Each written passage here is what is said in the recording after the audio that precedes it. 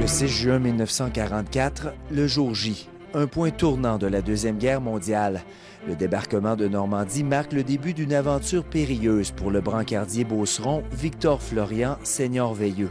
Le soldat du régiment de la Chaudière allait devenir un héros de guerre. C'est ma grand-mère qui nous en parlait. Elle était tellement fière de lui et on ne connaissait pas son histoire. Au décès de sa grand-mère, José Veilleux hérite de l'habit militaire de son grand-oncle. Elle souhaite en savoir davantage. Il a obtenu une des plus hautes médailles de l'armée canadienne, mais le contexte, l'endroit, la date, tout était inconnu pour nous. Donc, j'ai décidé de partir à la recherche de ces informations. La résidente de Beaupré retrouve la citation de l'armée, une description de son exploit héroïque. Il y a le nom d'un village, Zonsbeck, Allemagne, et à partir de là, je me décide à regarder sur Google Maps où est situé cet endroit. Et là, c'est le déclic. Elle continue ses recherches et part pour l'Europe.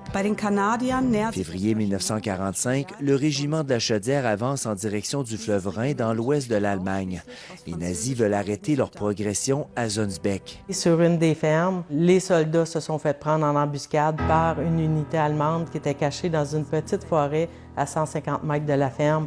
Et là, ils bombardent avec l'artillerie, les mitrailleurs, tout ce qu'ils ont sur la main durant plus de 24 heures. Il y a des blessés sur le champ de bataille près de la ferme où le régiment est réfugié.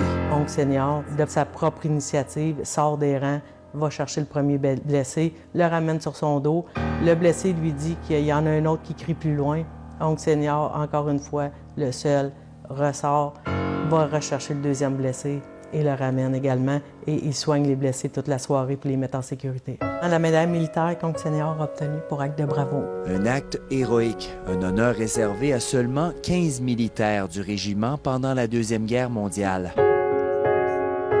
L'an dernier, avec l'aide d'amis allemands de l'Association du patrimoine de Zonsbeck et des positions géographiques du journal de guerre du régiment de la Chaudière, José Veilleux marche dans les pas de son grand-oncle. C'est un peu le choc de constater où mon oncle Senior était passé. J'étais la première Canadienne à revenir sur la ferme où ce que oncle Senior a fait son acte de bravoure. Autant c'était l'euphorie, autant je ressentais de la tristesse parce que j'ai rencontré la famille propriétaire de la ferme à l'époque.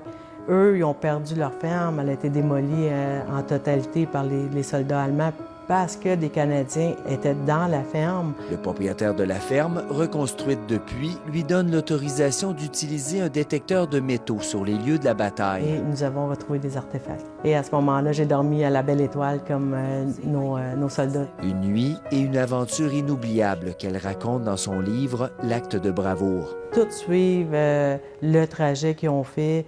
Ce fut une quête extraordinaire. C'est un événement tellement important dans notre famille.